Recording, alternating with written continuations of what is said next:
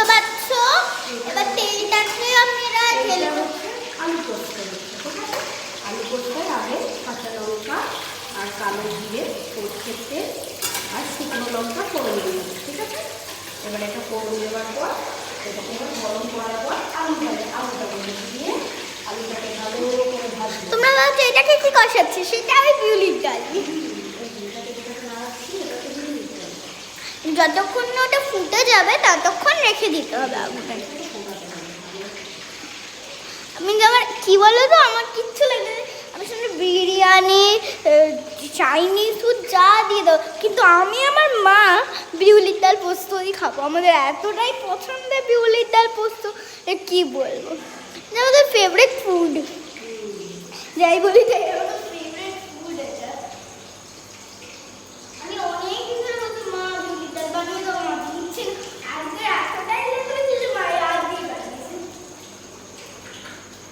কালকেও বলেছিলাম, কালকেও হলো না।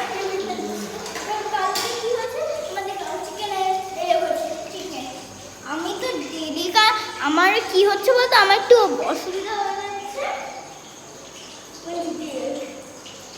আমি কি করছি, ছুটিটা পড়ে যাচ্ছে আর কিছু করছি না, শুধু ঘুমাচ্ছি আর ঘুমাচ্ছি, আর ব্লগ করার টাইমটাও পাচ্ছি না। আর এখন না আমার মাম্মা তো দোকানে যাচ্ছে, ওই জন্য মাম্মার কাছে ফোনটা থাকে, আর ওর জন্য আমি ব্লগটাও বানাতে পারি না। এটাও মানে ওর জন্য আমার ব্লগ, আজকের মাম্মা যখন এসেছে তখন ভাবলাম, বললাম মা বিউলির ডাল পোস্ত বানাচ্ছ, একটু দেখাবো। দেখতে পাচ্ছ এখনো আমাদের বিউলির ডাল পোস্ত হচ্ছে। অনেক আর এটা আলু কাটা হচ্ছে। আলুর সাইজটা দেখো, জাস্ট এমনি কুচি কুচি করে কেটে নিতে হবে আলুগুলো। আর এটা কি কুচি বলেন, এটাকে ডুমো ডুমো বলেন। ডুমু ডুমু ডুমু করে তেলের মধ্যে আলুটা ঢেলে দিত, এবার আলুটাকে ভালো করে ভাজতে হবে। দেখো এখন কিন্তু কেউ নুন দেবে না, নুন একদম লাগছে, কারণ নুন যদি দিয়ে দেওয়া হয় তাহলে আলু তাড়াতাড়ি সেদ্ধ হবে আর পোস্ত ঝরঝরে হবে না। এই ঝরঝরে যে পোস্ত সেটা হবে না। হলুদ দিয়ে দেবে, হলুদ দিয়ে আলুটাকে ভাজবে, কিন্তু দিয়ে দেবে না, ঠিক আছে? নুন দেবে না।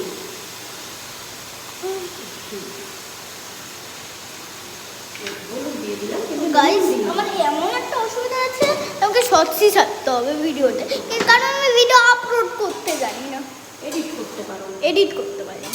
এডিট করার কোনো লোক লাগবে।